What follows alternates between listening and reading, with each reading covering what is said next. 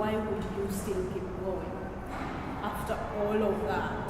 Because, time and time again we get told there's no story worth your life. But then, you say in your book that you believe in dying for an idea. Yes, that will live, than to live for an idea that will die. You are so persistent. For me, I believe as a journalist, I'm a patriot. I'm doing service for my people. If I die, it's like a soldier. I died at war. Whether I was killed by my friend, or I was killed by the enemy, or I was killed by a friend of the president, but I died at war at a service for my people. So that's what I believe. Like I always say, it is better to die for an ideal that will live than to live for an ideal that will die. So I rather die, people will say he died fighting for ABC, than to live with, he died being a drunkard and whatever, So that's how I believe it. I believe whatever I'm doing now is a service for my people.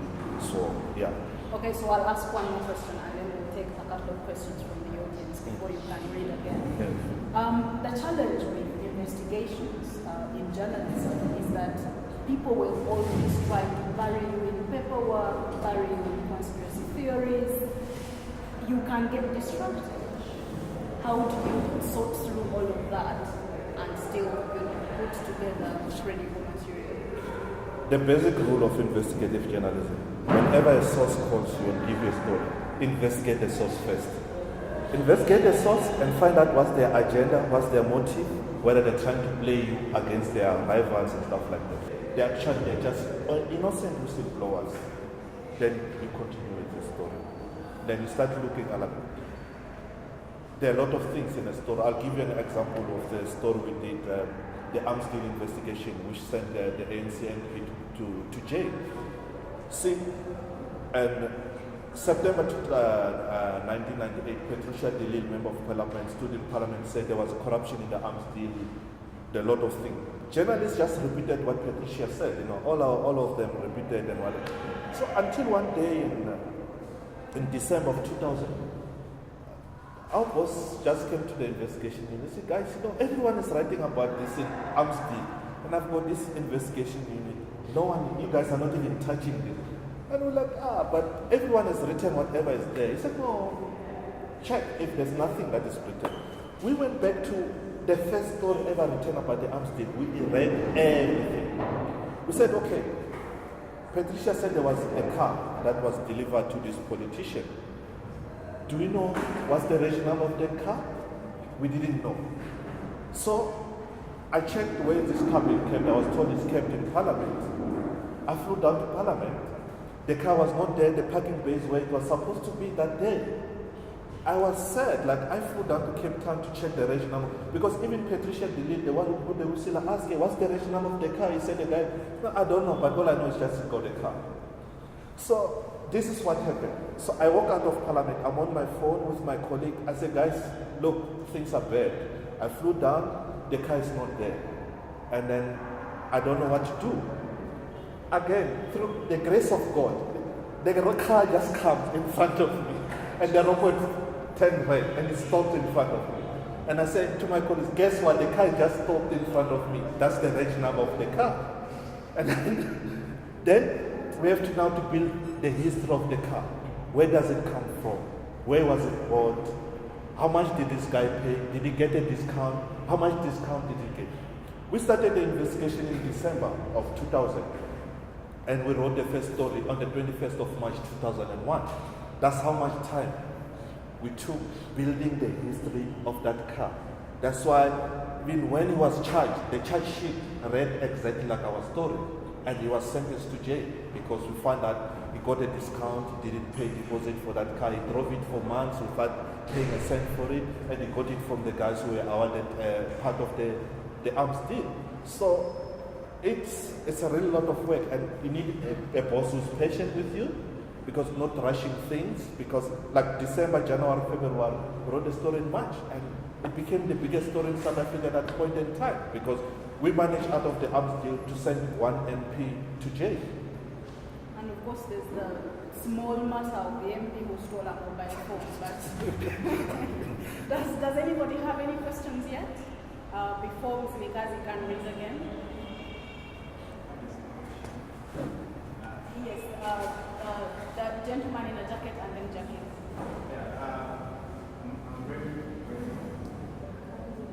I'm really so much inspired by his story. I'm not a journalist, neither am I a student. But the story is true. The first story which won the section where it looks like it was more of the movie type. Like how we went through the process of writing. Then the way we were going in a park, a natural park. So some kind of this thing came to my mind. Where it inspired the fact that you have a history of being a politician that you never had any fear whatsoever about it. Or it was just passion for the work we were doing to go to all that hard process to come to that story. Okay, Jackie, and then he'll answer both of them. So I'm asking you one because you were an activist, you were a journalist. Now there's a tendency for different schools of thought where they say if you're an activist, your view towards stories is really biased. So you're coming at the story from an already established angle. I'm going to investigate I'm going to investigate this and this because you already have an aim. Usually, whereas journalism is disconnected information and all that. So I want to ask, how do you balance the two? Activism and journalism, and do you combine them, or is there a point where you separate? If a drunkard can say, from today, I'm a born-again Christian, and become a born-again Christian, and the day when I said I'm leaving politics, I left politics completely. But that doesn't mean that I'm not an activist at heart. When I see things of wrongdoing, I participate on it, but really because like when the government wanted to pass the information bill, because it was going to affect me as a journalist, also the whistleblowers there, I took part in the march because it was going to prevent whatever we're doing as journalists, take it because the government wanted to send anyone who comes to journalists with information, what they deem is classified information, to send them to jail for 25 years. The question was, we asked ourselves, but the government said there must be whistleblowers. They've been open a hotline in the president's office. So now on the other hand, you say people must blow a whistle against corruption, maladministration and all of that. On the other hand, you say, but if you do so, we're going to send you to jail for 25 years. And when the politicians are on the podium, they're saying we're fighting against corruption, we want to end. So you sit down as a politician and ask them, which one of the two are you supporting? Are you supporting the Whistleblowing Act, or are you supporting the one that you say whistleblowers will be sent to jail for 25 years? So if you're saying, okay, I'm supporting the Whistleblower Act, why then are you supporting this act which you know will handle your fight against corruption, against maladministration, which will bring better service to our people? So they were forced to change that. They were forced to amend that act. So because we marched, because we're saying it's wrong. You can't be speaking in tongues. You can't be saying people must blow the whistle. The other end will say if you blow the whistle, we'll send you to jail for 25 years. For me, when I take a story solely because what's public interest in my story? Not what's my interest as a journalist. What is public interest in this story? There are some stories that I look at them and people will get angry with it. I'm like, but there's no public interest in your story. I understand it's a great story. Like, it's a great story. This thing happened, all of it. But what's public interest in it? There's no public interest in it. So therefore, probably you want to use me to maybe taint your rival company so that you can end up winning the tender, because now I'll rubbish this guy, you look like Mr. Clean and you end up winning the tender. That's not what journalism is all about. We must not allow ourselves to be used by people with hidden agendas so that they can achieve personal gain or material gain or whatsoever. We need, like I said, whenever a source comes to you, look at them, investigate them, and find out whether they're trying to play you, they're trying to tend up their enemies and all of that. But if you're satisfied that they've got a genuine agenda, they're just whistleblowers, they're just worried about corruption, then you take their story forward. So, for me, the reason I did that story, it was not because of me. I was a politician before, an activist before. For me, I wanted to expose the slave trade in a new dispensation, in a new... We thought slave trade has ended in 1800 and stuff like that. I was really shocked and surprised that in 1999, it was still there. For me, it was just going there as a journalist to expose what was happening and how it was happening and the people it was affecting at that point in time. That's what drove me. It was the passion as a journalist to expose something that I believe is wrong. I'm not even in the structure, I'm not even helping the ANC, whatever, I'm not a member of EFF or whatever. I believe I'm a man of the people. I work for the public. As a journalist, my job is to make sure that the public, the citizens of South Africa, get the services that they deserve from the politician. Doesn't matter who's in power. Even if tomorrow is someone else in power, I'll still do the same thing. So, for me, is I serve, my country comes first, my people come first. I serve the people. I don't serve a political party. I don't serve an individual. I always tell people that I am loyal to my country. People come and go, but my country remains the same. It will still be South Africa even 20 years after Jacob Zuma is no longer the president, whatever, wherever is going to be in power, will still be the president. So, I'm not in the system, I'm outside completely. That's why I can pinpoint wrongs in the system, because if you are standing outside, you can see what is wrong from inside. And then when we are doing a good job, people who are inside, don't like what they see is happening, they will always come to you and say, no, yesterday we were in this meeting and this is what was discussed. You know, there's this document and it shows that these guys are trying to steal money in this fashion and this fashion and all of them. So, completely out. I am a journalist. That's it. So, about the ring, yeah. I think being married, people get married in different ways. Some, they just walk into Home Affairs in my country, they are married. Some, they just pay lobola, dowry, they're married. Some, they have a traditional ceremony, they're married. Some, they go and have this white big wedding, they're married.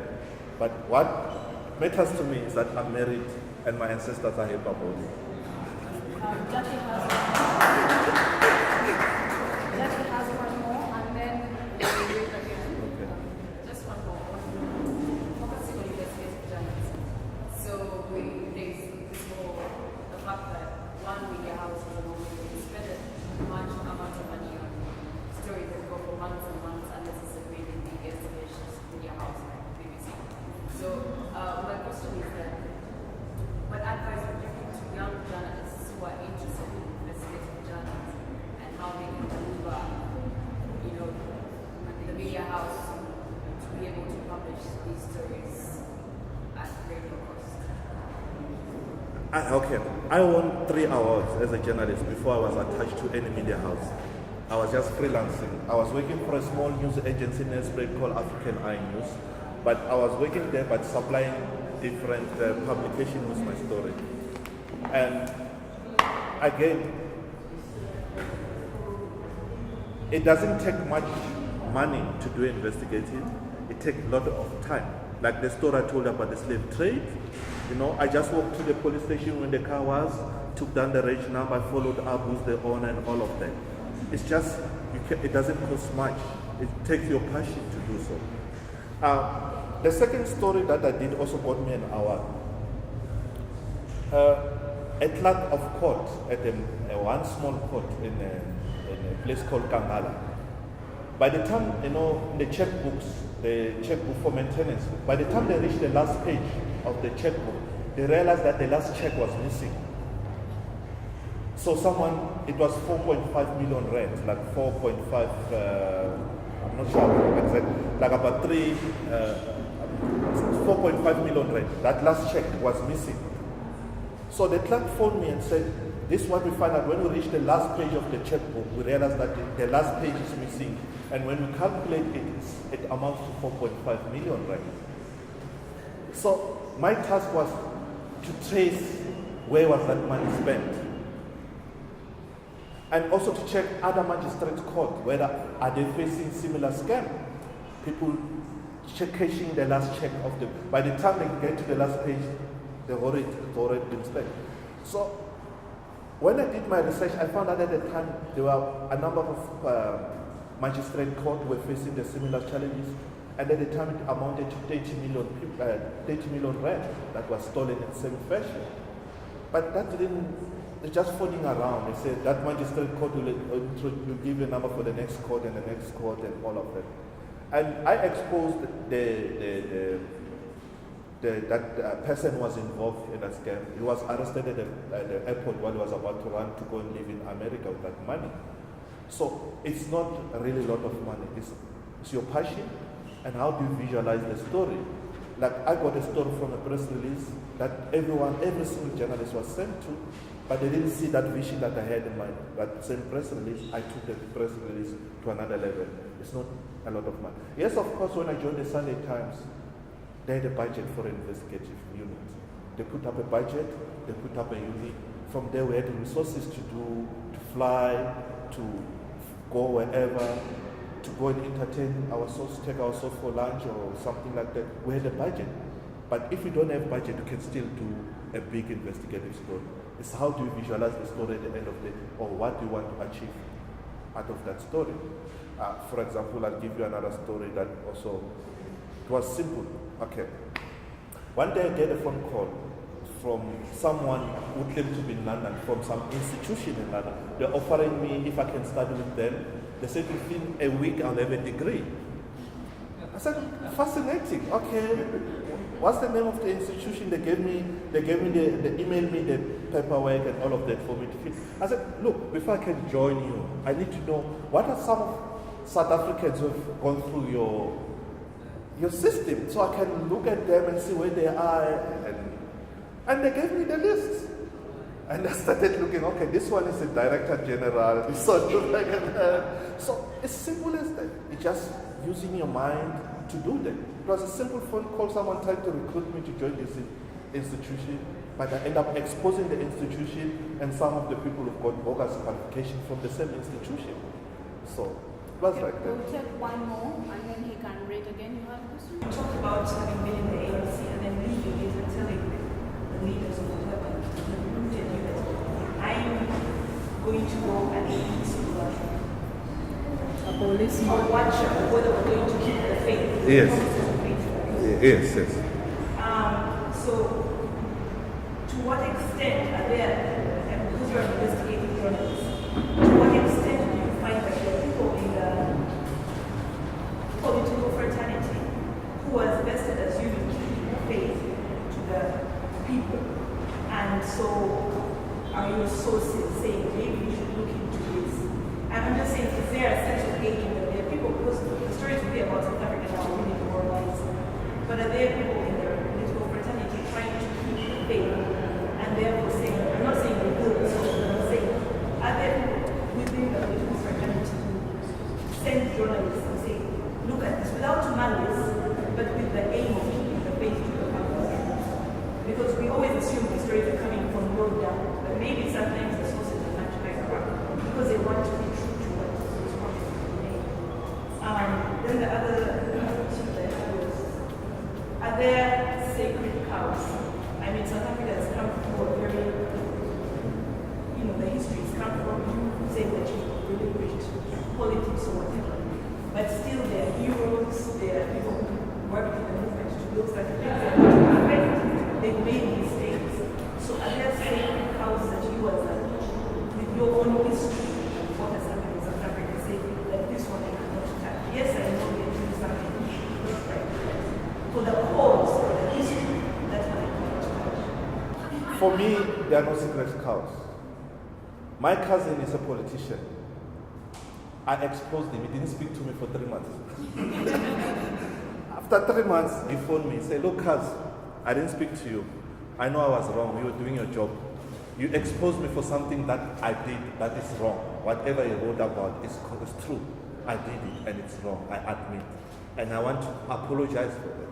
That I didn't speak to you for 3 months. Full 3 months didn't speak to me. I didn't bother him. Said one day, because when he was appointed when he became a politician, was appointed into a senior position. He called me, it was about 3 a.m. He said, look, I just came out of this meeting, I just been appointed to this position. I said, Kaz, make sure that you keep your house in order, because if you don't, I'm going to expose you. So when I phoned him for questions, when I had the information that he was doing something wrong, I said, Kaz, do you still remember the phone call at 3 a.m. that day? I said to you, keep your house in order. If you don't, I'm going to expose you. Now I've got questions for you. I understand you've done A, B, C, D. And I'm writing a story about it. It doesn't matter whether you're my cousin or not. The point is what you've done is wrong. And I wrote a story about it. He had to face the consequences for his action. Again, she spoke about the minister who stole a cell phone. When I left the ANC, I was with the ANC Youth League in Mpumalanga. And the minister that I exposed was the president of the ANC Youth League in Mpumalanga at the time. His name was Stephen Buyiso. See, this is what happened. I grew up under him. Like I've been to so many places where he was addressing and all of that. He was like my hero. So one MP cell phone disappeared from Parliament. It's not a joke. The cell phone disappeared from Parliament. Then I started to trace the cell phone. Because, with the service provider, as long as you know what network that's for, we can trace and find out when the call was made, the last call was made at this point, we can try. So the phone was traced back to my province. Because Parliament is in Cape Town, Western Cape, and the cell phone was traced to my province in Mpumalanga. So I drove there, tried to find it. Tried to trace, and I found a cell phone, a woman.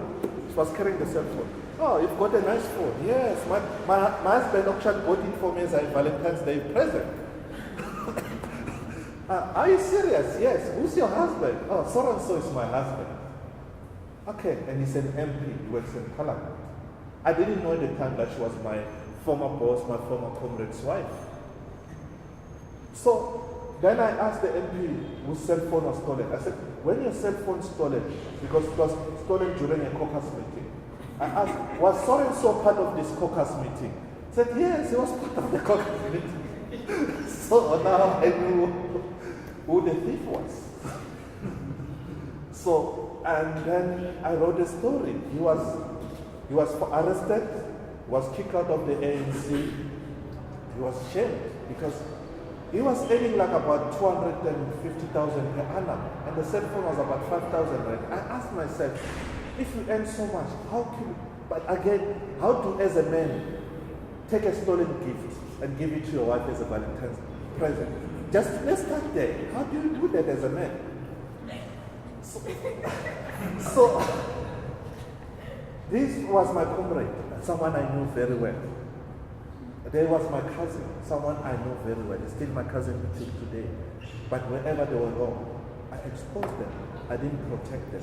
Say, no, you are my comrade. I was with you in the struggle. Or might look aside the cell phone, you gave it to your wife, like that. No, I didn't. I wrote about them. They all faced the music for their action.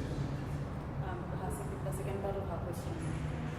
It was whether some people in the government, in the system, still actually have public interest in that. There are people who do.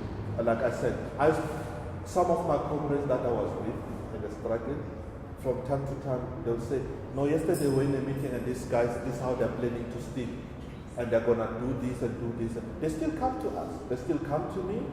And I still get some of my comrades, they're still in Parliament, and they still tell me things.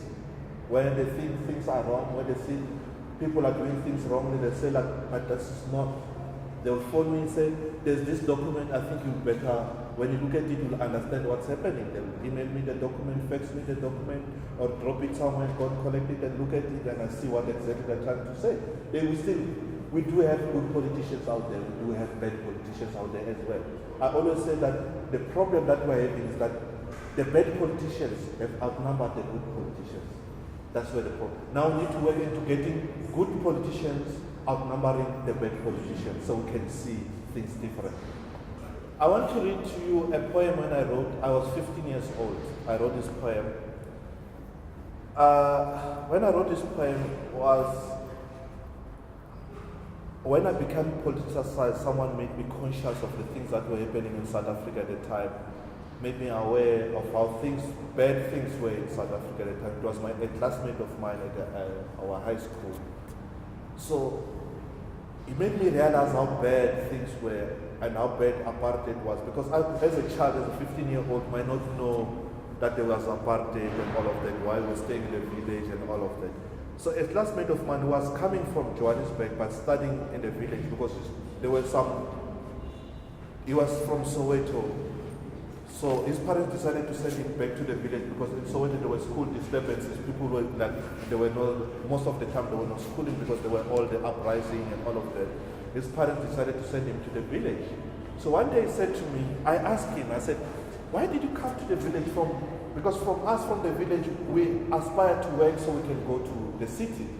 You come from the city to the village, so it didn't make sense to me. And he said, my friend, politics forced me out of the city to come to the village. For me, it was the first time I heard the word politics. I didn't know what it meant. I asked him, why are you afraid of this politics and what has it done to you? So he started telling me politics, exactly what is politics, what was happening in South Africa at the time. He made me aware, he opened my eyes for me to understand the political landscape, what we were going through as a people in South Africa at the time. So I imagine myself after being conscientized about what was happening, sitting with a blind man who was a South African, explaining to him what was happening in South Africa at the time. I imagine that the blind man breaking down and crying because the situation in South Africa was bad at the time. And the first poem that I wrote, I was 15 years old, is called Tears of a Blind Man.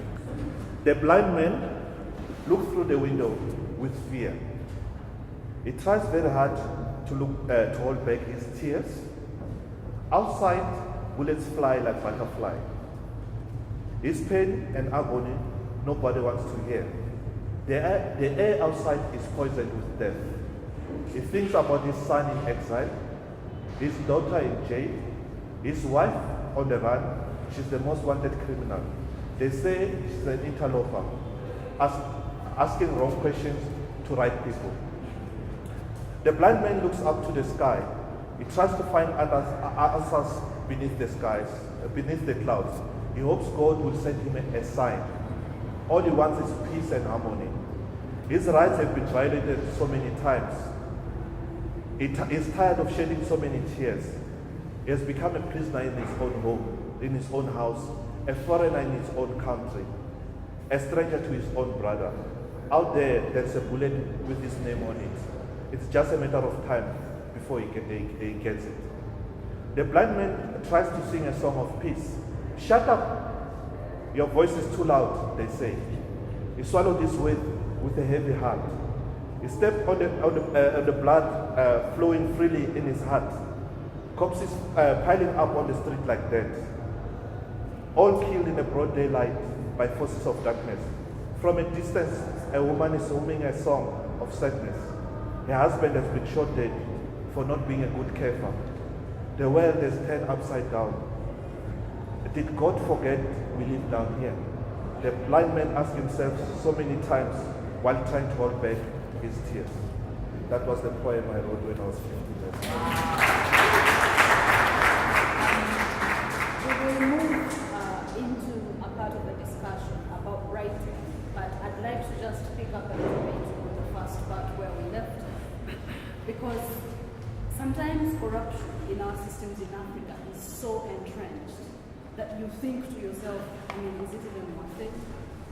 Because in some places, and it happens in South Africa too, you've written out of whatever system they were in. But you still have people you've investigated who've clearly been, stealing lots of money from the system. And then they'll get appointed to something else, and they'll never resign. And, and that keeps going. Do you ever feel like, it's pointless? See, there's a Japanese proverb. It says, a thief is a thief, whether it's still diamond or a cucumber. So for me, a thief is a thief. Whether he embezzled 50 rand, 100 rand, 100 million rand, he needs to be exposed. It doesn't matter whether it was 50 rand, 100 rand, 1 million rand, 100 million rand. Okay, I believe as a journalist, you have to tell the people aware that the man or a woman that they've appointed to office, what he has done with their money, because the money that they're stealing is not theirs, it's ours as taxpayers. The people have got the right to know that Mzilikazi, we voted for Mzilikazi to come to parliament, but Mzilikazi, instead of building houses for the people, is building a mansion for himself, or is buying all these fancy cars for himself.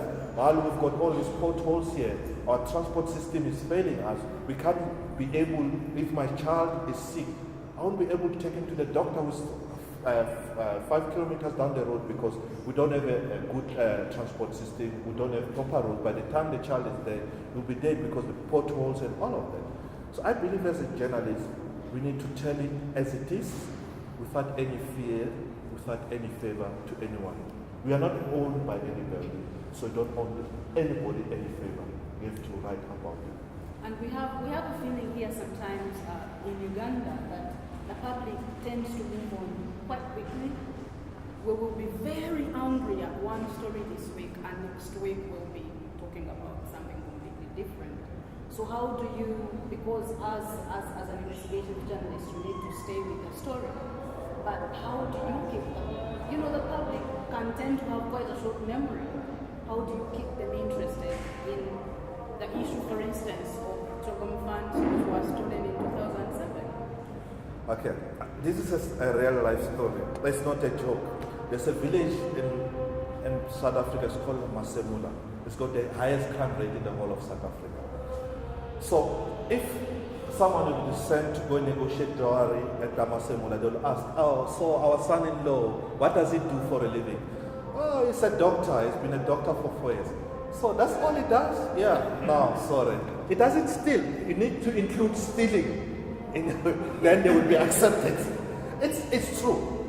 It is true in that village in Masemula. So we need to stop politicians before they include hobbies as stealing as part of their hobby. Because if we keep quiet, there will come a day, an appointed day, where they will include stealing from the public as part of their hobby.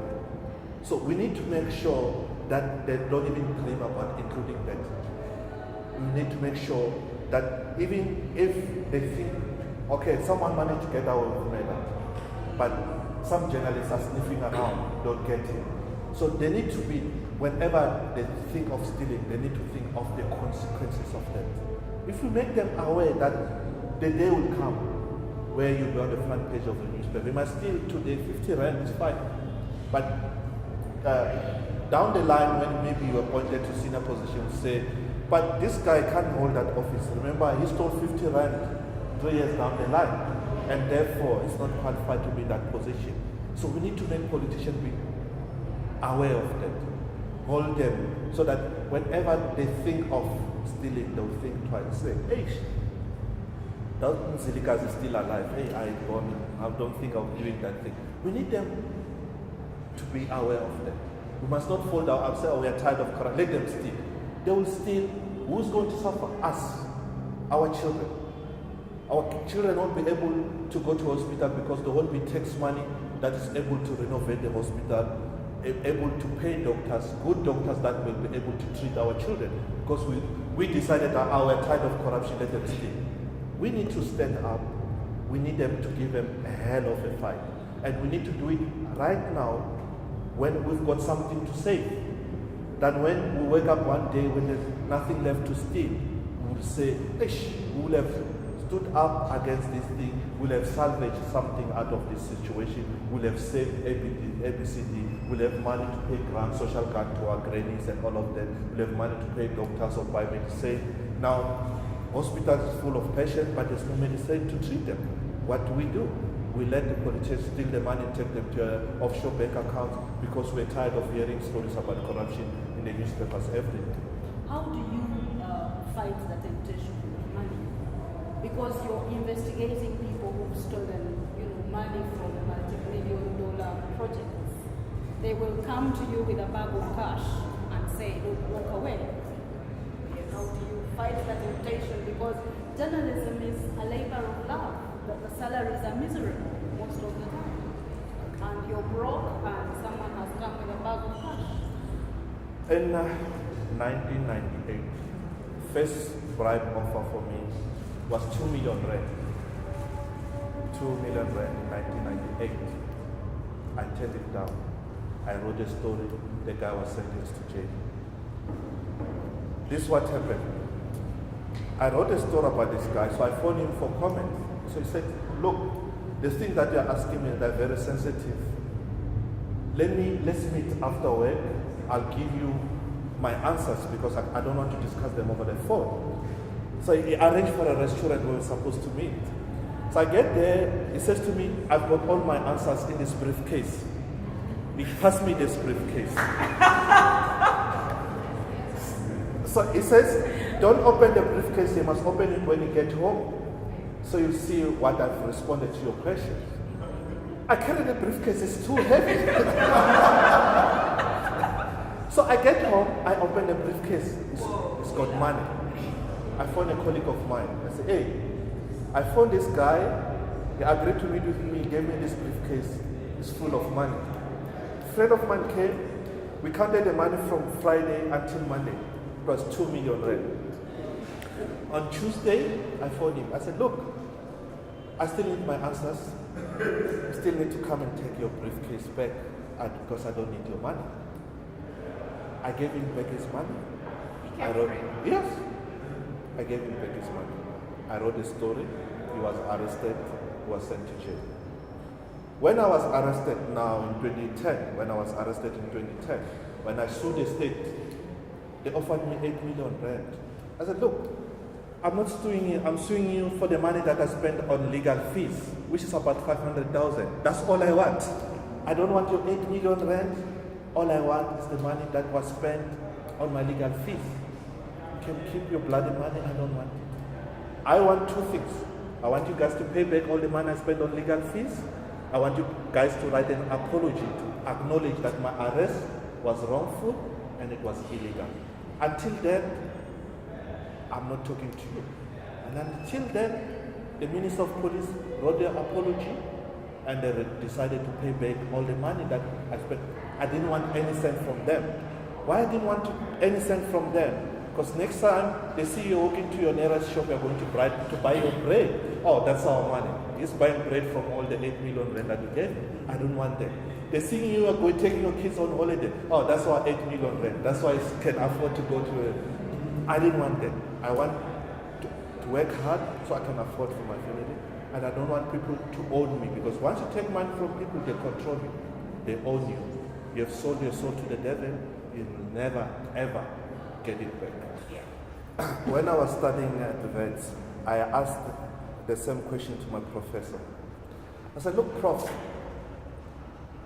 I phoned, at the time the former president was still alive. He just got married to Gracia. I said, "Prof, look, I pick up the phone, I phone Mandela's house, the helper answered the phone. I said, "I'm looking to interview Mr. Mandela." And the helper said, No. Mr. Mandela and Mrs. Gracia, they go to see a sangoma somewhere because they want to have a baby." If I drop that phone, what must I do with it? I asked my professor and he said, I don't know. The issue is, what do you do with that information? Then you phone the spokesperson and say, "Okay, I need to speak to Mr. They say, "No, it's on holiday in Malawi or whatever." You know the helper has told you what they're doing there. What do you do with it? Is it public interest? Is it personal? That's when you need to start there. Is it personal or is it public interest? But if it's personal, we can turn a blind eye. It's personal. Their child is going to have nothing to do with South Africa or South. Although South Africans will be happy if Mandela and Graça had a child, but it's joy for the people. It's got nothing to do with taxpayers or anything like that. Those are the kind of things. For me, I always say I'd rather not write about people's sex scandals until they start using taxpayers' money, booking hotels and all of that. Then I become part of it. But if a politician is having an affair, they're going to that, he's using his own money, I'd rather like, okay, as long as he's using his own money, it's none of my business. But once you start touching taxpayers' money, it's the truth that I can't keep. I need to tell the public. And I'm not scared. I'm not backing down. Even right now, I've got bodyguard looking after my family back home to make sure they are safe. The issue is, as an investigative journalist, you must be aware that the people will come to attack you. If they fail to attack your family, because by attacking your family, they're going to hurt you. You need to do precautionary measures. Make sure. My kids always say that our house is like a prison because it's got cameras everywhere. But I'm saying it's there for their own good. So that whenever maybe one day there's a lapse on the security system, someone managed to bypass the security, we can see who attacked us and all of them. I've managed to do that because I know I'm not going to back down. So for me not to back down, I have to make sure that my family is protected. I've got all these cameras, I've got big high, I've got 2-meter high wall at my house, and I've got all these security cameras, so that if someone phone me and threaten me, I'll just tell him go to hell. That's my policy. Okay, Asia? Just build on that point, actually. If we could keep our questions short, because we need to wind up. So that would be, I feel like in Uganda there are many stories that don't get told, which stay in the minds and hearts of print and broadcast journalists for multiple reasons. Threats are one, but also sometimes media houses themselves prevent their publication, editorial boards, perceived and actual taboos about what gets into the paper or there. So I guess I wonder if you ever had an experience where the masthead itself resisted publication or support for a story, tried to kill a story, and what you did as a result, and just advice about that. We had similar incidents, like I can remember. There was one about one network, cell phone network. They threatened to pull up an advert, a multi-million advert if you write a particular story. And then he said to them, you can keep your advert, we are writing the story. I think maybe because Sunday Times is a big company, it's got money, even if they pull up a 1 million rand advert, the company can still survive. So I don't know, smaller companies, if one person pull up 1 million rand, they might collapse and close down, people lose jobs. So, but the owners of Sunday Times were brave enough to say, we've got enough money, let them pull out that 1 million rand advertisement, we can still survive. There was a story we wrote about a particular bank. The bank also threatened to pull up the advert. If we continue writing the story, the bank pull up the advert, but we survive. And now the bank advertising again because we didn't back down, They could see that we're persistent, we're on point, and we pointed them where they are wrong. So for months they didn't advertise with us, but eventually they came back because who's got the biggest circulation? Sunday Times. You want to reach the masses in South Africa. What one newspaper I need to go to is the Sunday Times. So we have to come back. So yes, for smaller media houses, 1 million rand is a whole lot of money. You can take their company way far away. But for a big company like my company that I work for, if someone says it's going to pull out 1 million rand advertising, yes, it's going to hurt us for that point in time, but the company can sustain for the next 6-7 months or stuff like that.